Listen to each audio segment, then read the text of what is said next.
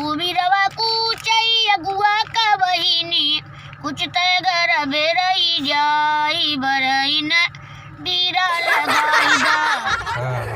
दहेजवा में दुल्हा मांगे मारुति कार्य दा दहेजवा में दुल्हा मांगे एक तो दुल्हा मांगे पढ़ी लिखी बीबी दूसरे रे मांगे ले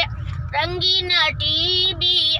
दूल्हा के भाई छोटा मांगले पटा पिएदा दहेजवा में दुल्हा मांगे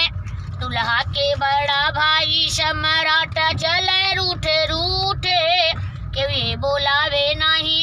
बोले भैया मुँह से मुँह लटका मैं जैसे भेड़िया सियारे दा दहेजवा में दुल्हा मांगे सुल्तानपुर वाले बरम बाबा मांगले हीरो हुंडा हाथ पहला मैं जैसे काशी जी का पंडा में दुनिया भइलवा बेकार ये दा दहेजवा में दुल्हा मांगे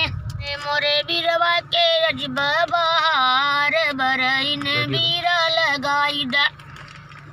मोरे बीरवा के अजब बहार बरईन बीरा लगाई दा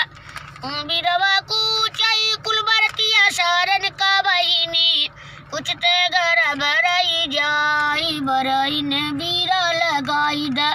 मोरे बीरवा के अजबा बहार बरईन बीरा लगाई दा बीरवा कूचई अगुआ का बहिनी कुछ तेगर बेरई जाई बरईन बीरा लगाई दा मोरे बीरवा के अजबा बहार